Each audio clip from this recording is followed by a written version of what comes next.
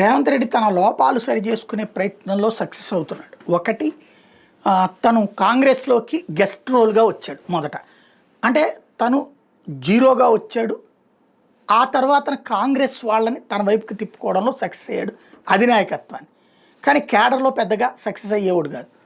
అయితే తెలుగుదేశం నుంచి వచ్చాడు కాబట్టి తెలుగుదేశం కేడర్ ఎవరైతే టీఆర్ఎస్ అలియాస్ బీఆర్ఎస్కు పోగా మిగిలిన వాళ్ళందరూ రేవంత్ వెనకాల తిరిగారు.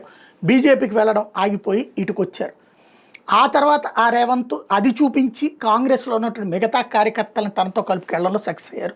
ఫైనల్గా ముఖ్యమంత్రి అయ్యాక ఇప్పుడు ఒక్కొక్కళ్ళని అల్లు అర్జున్ని లోపలేయించడం ద్వారా మెగా ఫ్యామిలీకి మెగా అభిమానులకి దగ్గరయ్యాడు. ఇప్పుడు మెగా కుటుంబానికి కీలకమైనటువంటి పదవి ఇవ్వడం ద్వారా మెగా అభిమానులకి ఇక శాశ్వతంగా దగ్గరైపడి తెలంగాణ స్పోర్ట్స్ హబ్ కో చైర్మన్గా ఉపాసనాని నియమిస్తూ తెలంగాణ ప్రభుత్వం ఉత్తర్వులు జారీ చేసింది.